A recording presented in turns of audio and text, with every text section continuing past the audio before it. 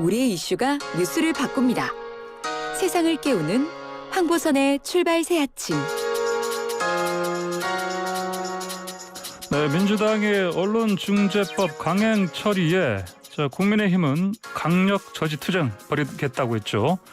김웅 국민의힘 위원에게 어떤 상황인지 알아보겠습니다. 김웅 위원님 안녕하십니까? 네, 김웅입니다. 반갑습니다. 반갑습니다. 먼저 이거부터 좀 짚어보시죠. 부동산 전수조사 결과 이렇게 당 징계 결정 나왔는데 12명 중에 6명 징계 조치인데 이거 충분하다고 보십니까? 일단은 앞으로 진행 상황을 좀 더 지켜봐야 되는 것 같습니다.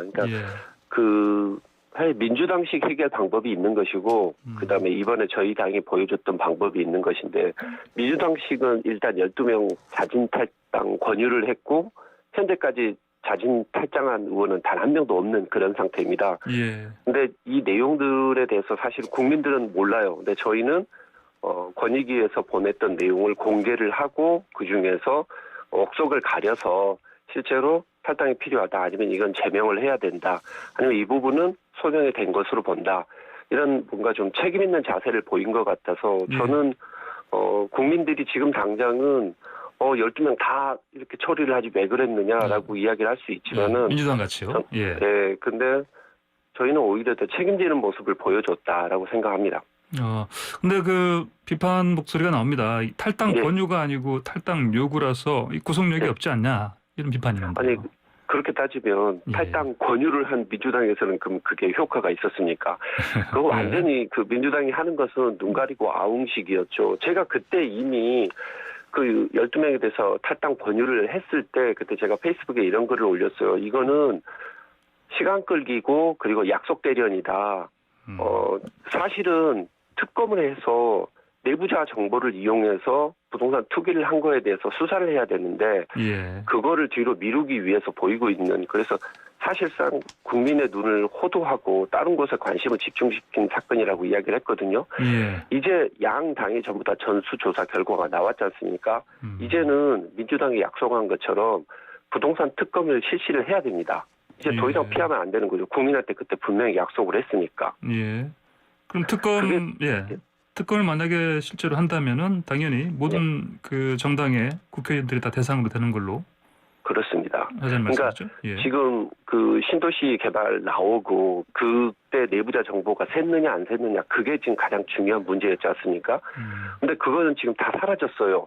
아무도 올해 초에 일어났던 그 어마어마한 사건에 대해서 본질을 지금 제대로 알고 있는 사람이 아무도 없는 거죠. 그때 내부자 정보가 과연 샜는지 그리고 그때 당시 그 지역에서 이루어졌던 어마어마한 거래량을 제대로 다 파악을 해서 그게 정보를 이용해서 이루어진 것인지 아닌지에 대해서 수사가 이루어져야 되는데 전혀 그 수사는 흐지부지 되고 끝나고 말았죠. 그러니까 과거 버닝썬 사건 때 그 버닝썬에 대해서 권력이 비호를 했는지 여부를 조사를 하다가 갑자기 황금폰 사건이 나와서 그냥 흐지부지 됐고 끝났지 않습니까? 이번 사건도 그런 식으로 끝날 것 같아서 그게 오히려 더 걱정입니다. 그렇군요. 알겠습니다. 근데 이번에 그 12명 중에 그 6명이 이제 윤석열 캠프 소속이고요. 그 중에 또 3명이 징계 대상이 3명이 이제 또 이쪽 윤 전 총장 캠프 소속인데 어떻게 보십니까 이거는? 글쎄요, 뭐 누구는 이게 또 이준석 대표에 대해서 또 이게 뭐 특정 캠프 죽이기 아니냐 뭐 이런 이야기가 나오던데. 그러면 이준석 대표가 뭐 권익위하고 짰다는 소리인데 그 이준석 대표가 권익위에도 영향을 미칠 만한 그 정도 그 힘이 있을까요? 그건 좀 말이 안 되는 것 같고요. 일단 그 캠프에서는 그분들에게 중책을 맡기면서 충분히 그런 역할을 하실 분이라고 생각하고 다 맡겼지 않습니까? 그렇기 때문에 윤석열 캠프에서 그분들에게 계속 그 중책을 맡길 것인지는 그 캠프에서 결정할 문제라고 생각합니다. 어떻습니까? 그러면 이렇게 여러 명이 이제 윤 전 총장 캠프 쪽에서 나왔는데 윤 전 총장이 좀 입장을 밝혀야 된다고 보십니까? 이 관련해서는? 아무래도 자기 캠프에서 일어나는 일이고 그 캠프에 본인인지 아니면 우연인지 모르겠지만 좀 다수가 나왔으니까 그 부분에 대해서는 이제 캠프의 얼굴이시지 않습니까? 그러니까 그 부분에 대해서는 입장 표명을 하셔야 될 것 같아요. 그게 그게 아마 좀 더 국민들한테 좀 더 빠른 신뢰를 얻는 방법이 아닐까 생각합니다. 알겠습니다. 자, 언론중재법 얘기 좀 해보시죠. 오늘 새벽에 법사위 통과됐네요. 예. 새벽 4시쯤에. 예, 예. 어떻게 합니까? 오늘 본회의에서도 이제 민주당에서는 이거 강행 처리할 것 같은데요. 어떻게 대응하시겠습니까? 일단 이게 뭐 강행 처리가 되는 경우에 저희가 지금 할 수 있는 것은 국회 선진화법 때문에 사실 필리버스터밖에 없는데 네.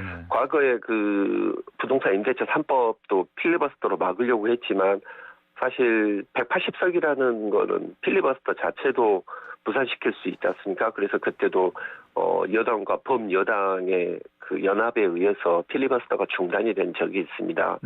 근데 사실 이 법은 누구나 알다시피 전 세계적으로 유례가 없는 정말 진짜 악법 중에 악법이거든요. 근데 민주당 같은 경우에는 사실 부동산 임대차 3법이나 아니면 공수처법 개정안 같이 악법일수록 더 길을 쓰고 통과를 시키려고 하더라고요. 도대체 이게 다음번에 다음 정권을 잡은 사람에게 어떤 식으로 어떤 무기가 돼서 국민과 그 언론의 자유를 침탈할 것인지는 본인들도 예측이 될 텐데 이걸 강행하려고 하는 게 저는 도저히 이해가 안 되고요. 근데 사실상 저는 국회에서 뭐 어떤 분들은 들어눕고 뭐 망치를 뺏어서라도 막으라라고 이야기를 하는데 예. 국회 선진화법을 만들어 놓고 그 전에 했었을 때 그 전에 국회로 다시 돌아가는 것은 저는 맞지 않다고 생각하고 있고 이거는 어찌됐든 간에 그 민주시민 사회하고 같이 연대해서 이 부분에 대해서는 계속 문제 제기를 해야 된다고 생각합니다. 그래서 결국은 통과를 시키더라도 결국은 폐지를 시켜야죠. 반드시 폐지시킬 겁니다. 폐지 어떤 방법으로 할 수 있다는 말씀입니까? 다음번에 저희가 국회에서 다수가 돼서 이런 악법들은 전부 정리하겠습니다. 위헌 소송으로 가져갈 위헌 소송은 그 전에 저희가 지금 다 써봤는데 지금 헌법재판소 구성으로 봤었을 때 뭐 공수처법이나 이런 것들에 대해서도 사실 위헌 소송이 별 효력은 없었거든요. 저희가 할 수 있는 방법은 다 취하겠죠. 근데 현실적으로 가능성이 그렇게 높다고는 생각하지 않습니다. 하지만 이런 악법들은 반드시 처리를 해야 되고 그건 입법권을 사용해서 폐지하는 게 가장 옳다고 생각합니다. 예, 알겠습니다. 어쨌든 필리버스터로 하더라도 이건 막을 수 없다 이런 상황 판단이신데 그럼에도 불구하고 오늘 그 비전 할 수밖에 없는 상황이다. 근데 비전 발표가 원래 오늘 오후 2시 예정돼 있었는데 이거 1시간 앞당겼네 보니까요. 이것 때문에 그런 겁니까? 이것도? 결국 그거라고 봐야 되겠죠. 그러니까 당내 경선도 중요하지만 그 민주주의하고 언론의 자유에 대한 문제가 좀 더 중요한 것 아니겠습니까? 그래서 저희 뭐 가장 중요한 행사 중에 하나이지만 그거 일정조차 바꿔야 될 정도로 지금 언론중재법은 워낙 그 무서운 악법입니다. 총력을 다해서 막아야 됩니다. 예, 알겠습니다. 지금 김문희 의원께서는 유승민 캠프 대변인 아니십니까? 예. 그럼 이제 유승민 후보 얘기 좀 해보시죠. 예. 유승민 후보가 어제 SNS에 문재인 정부 대출 규제 비판하셨습니다. 뭐 이제 KDI 출신이시고 굉장히 전문가시니까. 그러면 아무래도 이런 경제 관련해서 특히 부동산 정책 관련해서 좀 공약을 가다듬고 있다고 보면 되겠습니까? 이미 공약은 냈습니다. 그 지금 문재인 정부 인사들이 뭐 빚을 내서 집을 사는 게 문제다. 뭐 이런 식으로 이야기를 하면서 막 그 이야기를 하면서 국민들 정서를 막 흔들었지 않습니까? 근데 그럼 빚을 내서 건물 샀던 김의겸 씨는 뭐가 됩니까? 그리고 빚을 안 내고 집을 살 수 있는 청년은 없습니다. 뭐 재벌집 가문 아니면 누가 어떻게 젊은 나이에 빚 안 내고 집을 살 수 있겠습니까? 그래서 그 유승민 후보는 여러 가지 이제 부동산 정책을 냈는데요. 크게 수도권에 민간주택 100만 호를 공급하고 공공임대주택도 50만 호를 건설하자는 겁니다. 그리고 임대차 3법은 폐지하겠다. 그리고 무주택자에 대해서는 LTV라고 하죠. 주택담보대출을 80%로 완화를 하고 취득세는 1% 인하하겠다. 이게 주요 정책인데요. 결국은 시장 기능을 복원하고 주택금융규제를 완화하며 세금 고통을 줄이겠다. 이 정도로 지금 요약이 된다고 할 수 있습니다. 제가 유승민 대표한테 개인적으로 그 이야기를 했습니다. 문재인 대통령 이전으로 아파트값 좀 만들어주세요. 그래서 저도 좀 아파트 사고 싶습니다. 꼭 그거는 지켜주십시오. 그거와 청년에게 일자리를 주십시오. 그 두 가지는 꼭 이뤄달라고 제가 부탁을 드렸습니다. 김웅 의원께서도 지금 집이 없으시군요. 그렇습니다. 예, 알겠습니다. 예. 자, 어제 그 조국 전 장관 딸 조민 씨 그 의학전문대학원 입학 취소 결정이 나왔습니다. 부산대에서. 예. 유승민 후보께서 만시지탄이다. 예. 결국은 진실은 승리한다 이런 입장을 밝히셨는데 예. 김웅 의원께서도 어때 개인 의견은 어떻습니까? 일단 저기 입학 요강이라는 게 있지 않습니까? 예. 그 입학 요강이라는 것은 그 입학에 대한 기준이 되는 것인데 거기에 제출 서류가 허위인 경우에는 탈락하도록 되어 있습니다. 예. 입학 요강에 맞지 않으면 거기에 따라 처리하는 게 맞는 것이고요. 왜 만시지탄이냐?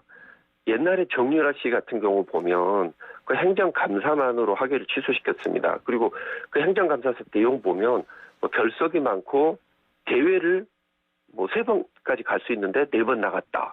뭐 이런 것들을 이유로 가지고 정말 전광석화 같이 그렇게 처리를 해서 그때 국민들한테 상당히 좋은 반응을 받았지 않습니까? 거기에 비해서 지금 이런 모습은 행정감사도 아니고 그 사실심이 다 끝난 상황이 돼서야 뒤늦게 나온 부분으로 봤었을 때는 대학의 공정성에 대해서 국민들이 다시 한번 실망을 하는 계기가 되지 않았을까 싶기도 합니다. 예, 그렇군요. 알겠습니다. 유승민 후보께서 그저께 긴급 기자회견 열어서 더 이상 참을 수 없다. 예. 이런 말씀하셨네요. 윤 전 총장 겨냥해서 하신 말씀인데 이게 뭐 폭발한 느낌 아닙니까? 예, 정말 저희 캠프에서는 정말 이거 진짜 해도 너무한다. 정말 한 마을에 같이 살면서 같이 사용하는 우물에다가 침을 뱉는 건 아니거든요. 근데 예. 신지호 전 의원이 뭐 탄핵을 이야기하거나 아니면 민영삼 특보가 했던 것들은 정말 그야말로 당대표 흔들기이자 당내 패권주의 선언으로 보일 수밖에 없습니다. 근데 그걸 가지고 어떻게 보면은 사실 이준석 대표하고 윤석열 후보와의 그 어떤 갈등과 그 다음에 기싸움 같은 건데 그걸 다른 캠프 탓으로 이렇게 자꾸 몰리고 있는 거죠. 결국 국민들은 정권 교체를 바라고 있는데 당내 패권주의에 몰두를 하고 있는 것 같은데 그리고 그것을 또 자꾸 프레이밍을 거니까 저희로서는 너무 화가 날 수밖에 없는 것이죠. 근데 이 캠프들이 지금 보이고 있는 모습 보면 너무 이율배반적이고 내로남불입니다. 일례로 그 김재원 최고위원 같은 경우에는 뭐 다른 데 가서는 뭐 당 대선 주자 공격하는 것은 해당 행위다, 이적 행위다, 뭐 이렇게 막 이야기를 하신 다음에 자기는 유튜브 나가서 특정 후보가 되면 안 된다, 뭐 그 사람 되면 뭐 큰일이다 이런 이야기를 막 하거든요. 이런 이야기를 하는 사람이 과연 최고위원을 해도 되겠습니까? 김재원 최고위원은 제가 봤었을 때 이미 공정성이 자기는 없다라는 것을 스스로 인정했기 때문에 최고위원직에서 물러나셔야 되죠. 왜? 자신이 본인이 당 대선 주자를 공격하는 것은 해당 행위고 이적 행위라고 본인이 이야기를 하셨어요. 그런데 본인이 해당 행위하고 이적 행위 하셨으면 거기에 대해서 책임을 지셔야죠. 근데 애매하게 유튜브 탓만 하면서 아니 유튜브가 이야기했습니까? 본인이 그런 이야기했지. 그런 자세들을 보이고 있기 때문에 지금 사실 우리 당내 경선에 대해서 국민들이 불안한 눈빛으로 바라보고 있는 것이거든요. 예. 알겠습니다. 오늘 말씀 여기까지 듣겠습니다. 고맙습니다. 예, 감사합니다. 네, 지금까지 김웅 국민의힘 의원이었습니다.